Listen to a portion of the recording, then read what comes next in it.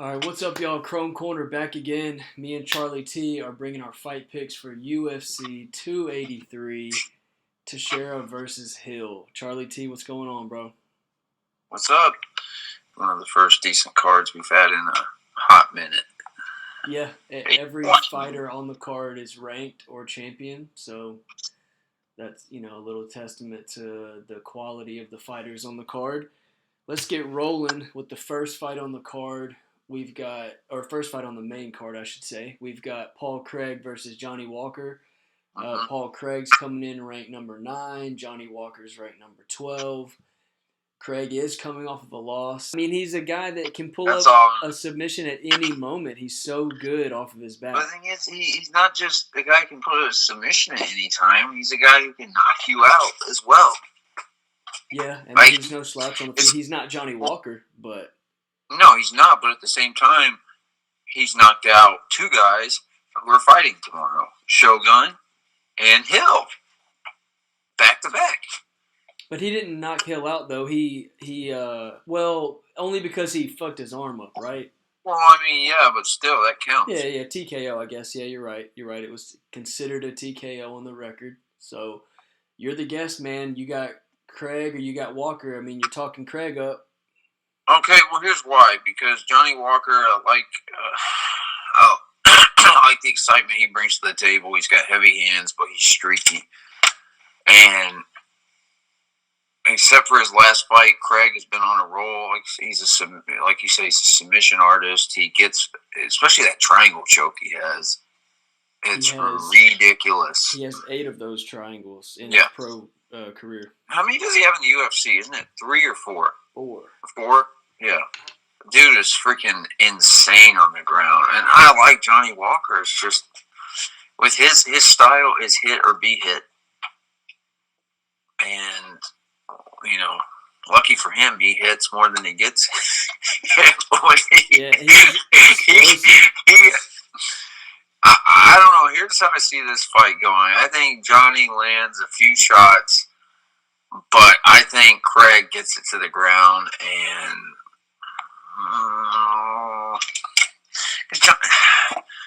Johnny hasn't been submitted a lot, though. He hasn't. I noticed that. It's very interesting, isn't it?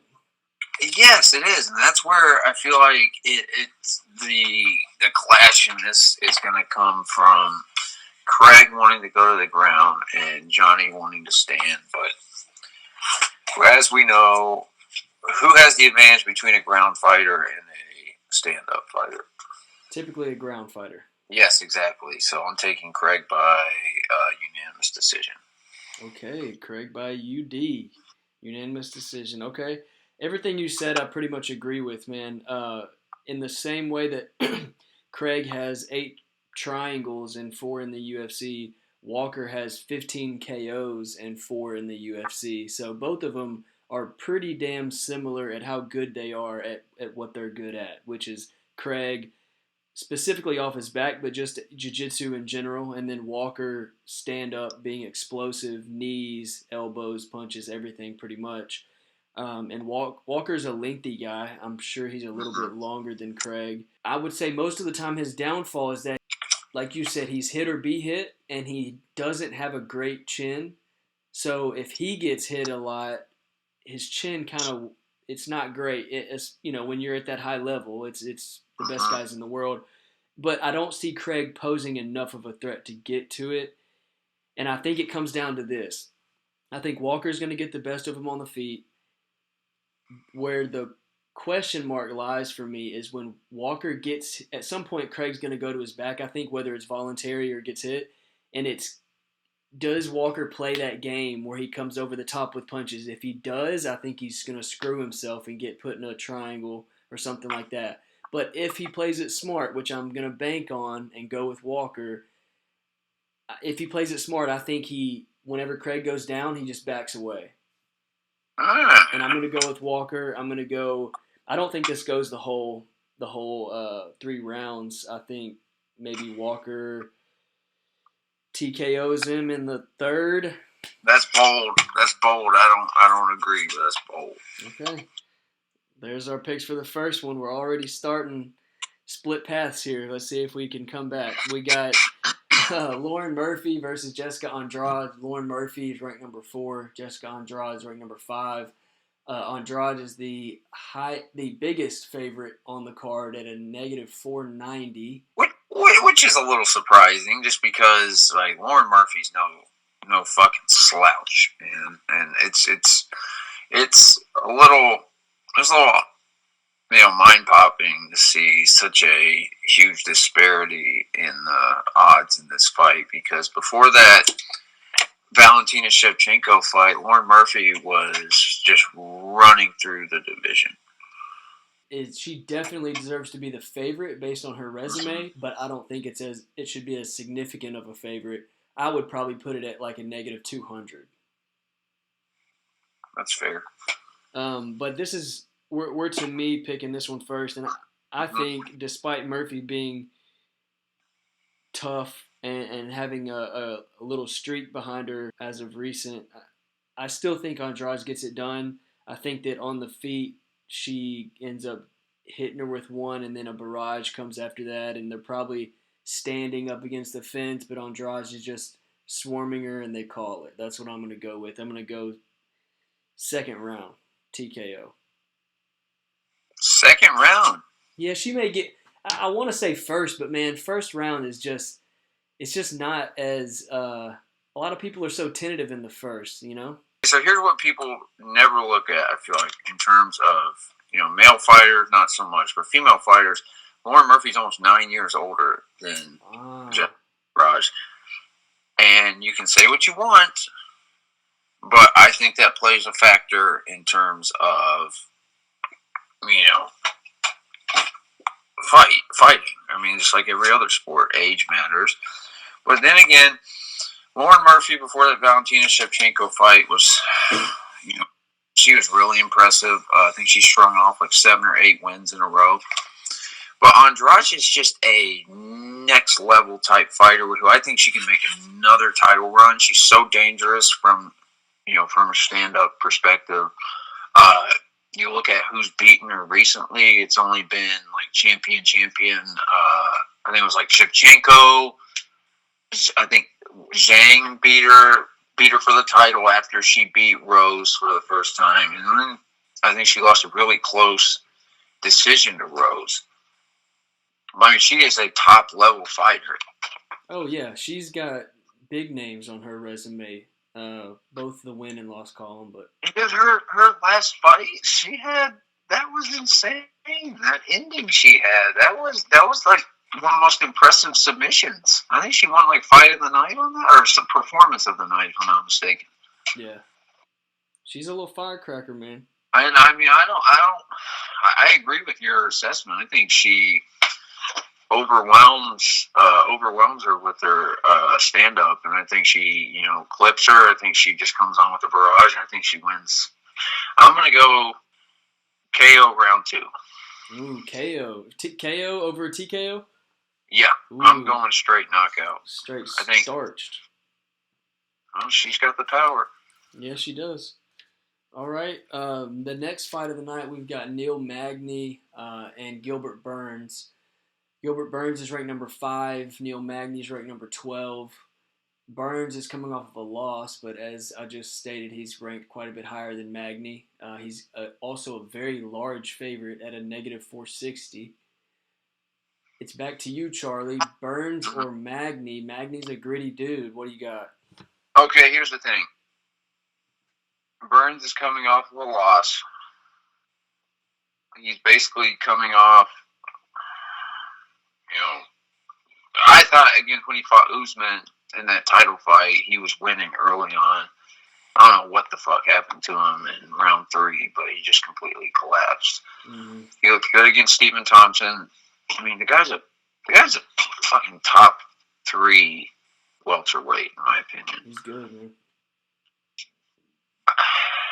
I thought he beat Khamzat.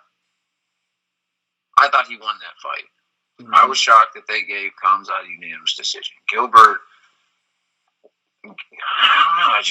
I disagreed with the decision. But as you know, there's certain fighters who tend to get favorable decisions.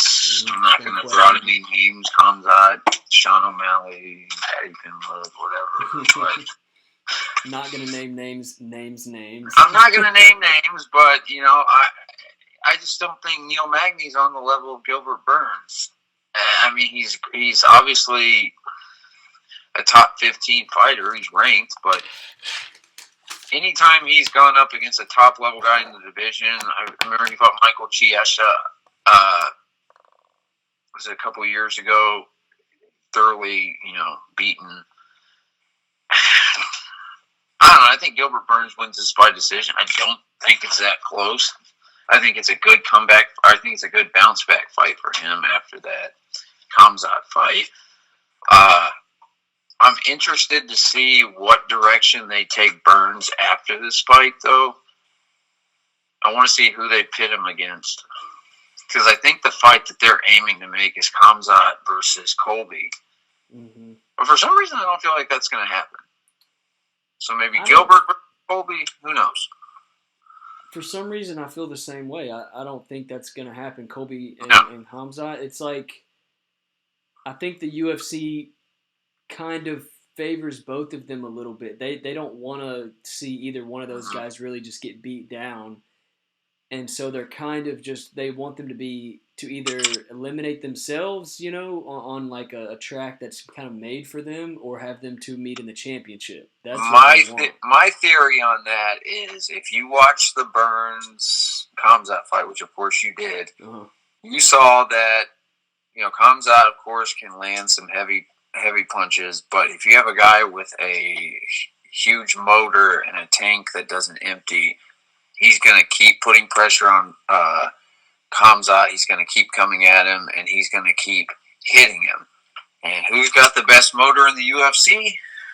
Colby Covington. And it's motor versus those big shots, because Colby's Colby's a better fighter than Gilbert Burns. He's not going to take all those shots, and he's going to keep pressing him. I wouldn't doubt that they put Burns and Covington together. Have they done that? If they need to put a fight together and it doesn't work out for Colby to go for the title, that might be, because I could see Covington taking that pretty handedly. Oh yeah, I could see if Edwards somehow, which I don't think he will, beats Usman, I could see Colby fighting Edwards and just dominating him. Yeah. But we'll see. Yep, we'll see. Let's see. We still got my pick, right? So I'm going to go Burns as well. I think that Magny's willingness to fight whoever, whenever, for the most part, is kind of going to bite him in the ass here, because, he's jumping up a little bit, which is a great opportunity for him. I'm sure he believes in himself in every way, and he's a gritty dude, so, anything can happen. But I just think Burns is a higher skill level fighter, like you said. All right, so we're moving on to the co-main event of the night. We've got Deiveson Figueiredo versus Brandon Moreno. Both of them are champs. One of them has an interim belt currently. This is the fourth fight between these two. They've had a draw, and they've each won a fight. So the first ever quadrilogy, or whatever you want to call it, in UFC history. And I think it's one of the only times where you could warrant something like this, because they have a draw, they each have a win, and they were some razor-thin fights between them all three times for the most part. So I can't wait to see this one. I'm a bigger fan of Moreno. I'm pulling for him, and that's who I'm going to go with as winning. But it's so razor-thin that I really don't have a strong gut feeling either way, man. I really don't. Figueiredo always appears to have more power to me. Moreno appears to have a little bit more volume. And so it's which one of those is going to win out, because I think their skills are so similar and so evenly matched. But I'm going to go Moreno, and it'll be a 5-round fight, and they haven't had any finishes between them, have they? Well, no. Moreno choked out Figueiredo, I believe, in the second fight. Oh, did he? Was that how that one ended? I can't remember. I believe so. Man, then Figueiredo came back and won the next fight by UD. Yeah. I think this is going to go all 5 rounds, man, because that's just what I see, man. We've had 2 of their fights go all 5 rounds, so that's what I'm going to pick. I'm going to go Moreno. Who you got? All right. Well, the biggest question I have is what has Moreno implemented in his game that's different from their last fight? Mm-hmm. So you think are you saying he needs to change something that Figueiredo No, I'm doesn't? saying what has he implemented that's different? I mean, what is he? What did he do effective against Kai Kara France that you not necessarily had seen in his previous fights? Kicked him in the liver. his fucking kicks, man, especially that body kick. I don't give a shit who you are, dude. Dude, that was brutal. Yep. Where is that? Okay, I know Figueiredo's faster. He's not susceptible to taking, kicks or punches like Cara France is. No disrespect to him; he's a great fighter, but I don't think anybody can survive one of those kicks. But at the same time, I don't understand. Here's what baffles me: the first time they fought, I thought Moreno won. I don't think it should have been a draw. I agree. And Moreno won the second fight. I don't understand what type of Moreno came out that third fight, because he just did not look as good as he did the first 2. Yeah. So which one are you getting?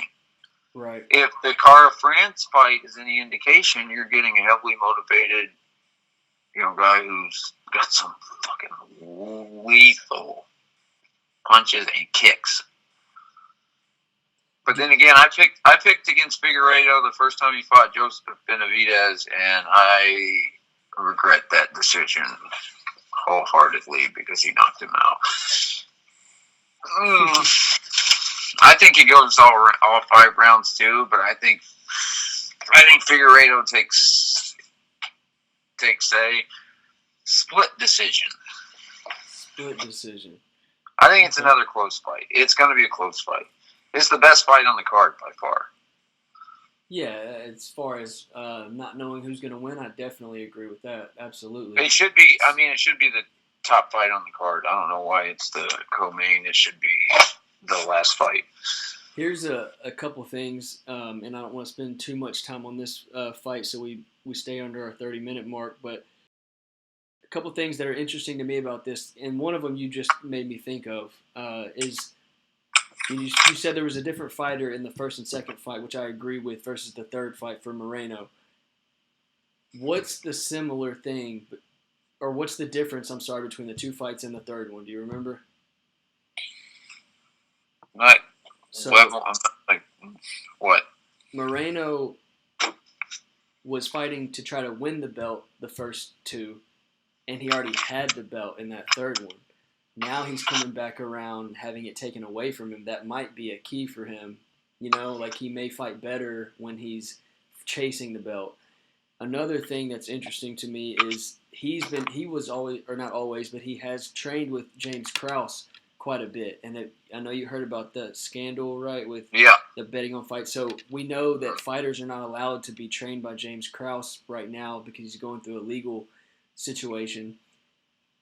And I wonder if that's going to have any effect on him or not. I hope not, but I mean, it would suck if it did, though, because I want to see another classic.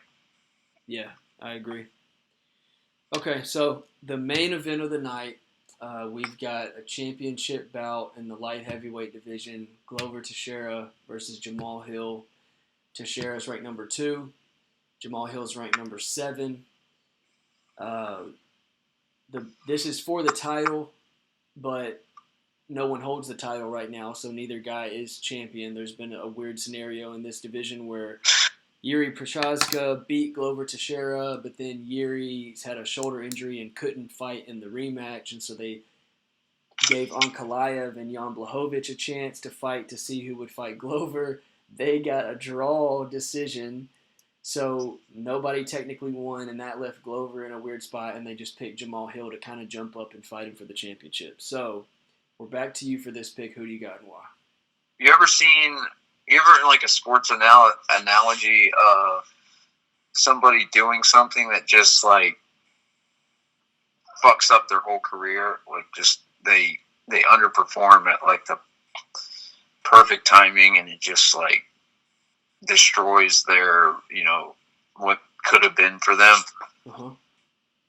That's Ankalaev in that Jan Blachowicz fight. I was on the table for him to really ascend to 205, and he choked on the biggest stage. And people can say like, "Oh, you get in the cage, you fight." It's no one chokes in there. When your skill set is better than your opponent, I feel like you're. I believe he had him on reach as well. He's obviously younger. He was set up to win that fight. I'm surprised. And he kept letting Jan back in it. I was shocked because I had him winning easy. But yeah, like I said, blew his chance. This fight, here's what I'm going to say. If it was scheduled for January, what's tomorrow, the 21st? Tomorrow is the 21st. If it was scheduled for January 21st, 2013, I'd pick Glover Teixeira.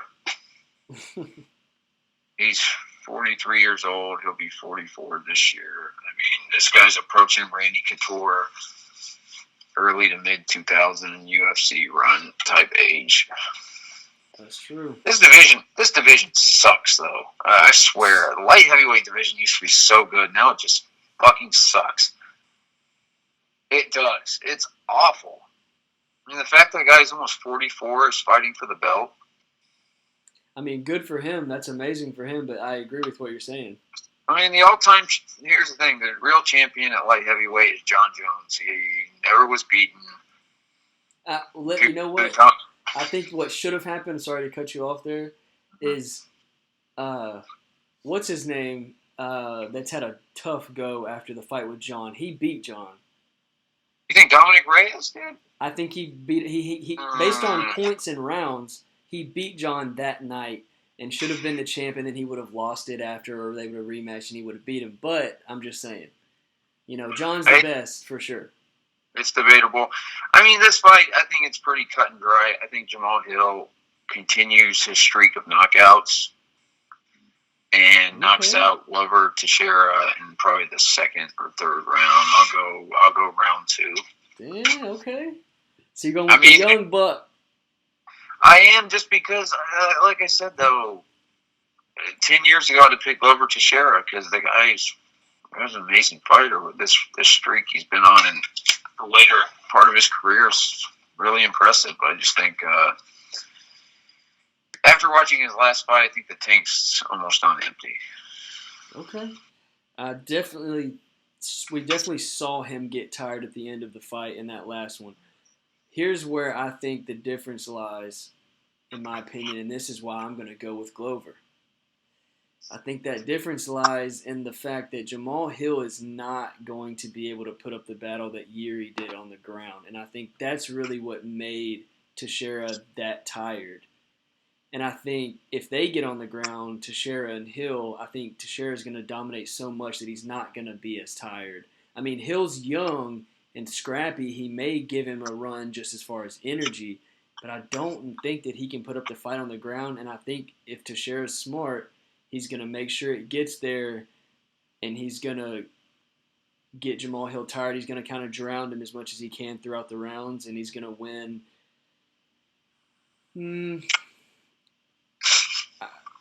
That's tough. I don't see it going. Man, I don't know. I can see this going a few different ways, to be honest, actually. Take that back. I'm going to go Teixeira. Unanimous decision. Oh. But if he plays around too much, Jamal Hill's going to knock his ass out. Yeah. I don't think he'll play around. I just think he's not going to make score. I mean, there's no telling, man. This is so crazy. We've got what is Jamal Hill, 30? He's yeah, but here's the thing. He's number 7 in the rankings. Like 30. He's 32. He's facing a 43-year-old or something like that, or he's 30 facing a 43-year-old. The thing is, dude, like he's number 7 in the rankings. If you had a strong division, the number 7 guy, I feel like, wouldn't be fighting for the title. It is an awkward situation to where the guys above him he ended up skipping, but yeah, I mean, ideally no. So I'm gonna go Teixeira. You're going Hill. So we've got multiple split picks on this card. Multiples. 3 out of 5. That's not very common for us. Usually we have one. Hey, this is a tough card. I feel like there's no consensus on any fight on the card except Gilbert Burns. Yeah, I mean maybe Andrade. Maybe Andrade. Just what I was about to say, but yeah, I just feel like it's a either or type of card. Yeah. Especially the Figueiredo Moreno card is the ultimate either or, because I don't think anybody can 100% confidently just say, "Oh yeah, he's gonna win." I'll bet everything I have on it. Yeah, I agree with that, man. Well, guys, that's our picks for y'all. We're gonna put them on Instagram as always. Got our Instagrams in the description. Follow us, all that jazz. We thank you for supporting. Give the video a thumbs up if you enjoy it. Subscribe if you want to see more of these fight pick videos. And we're out.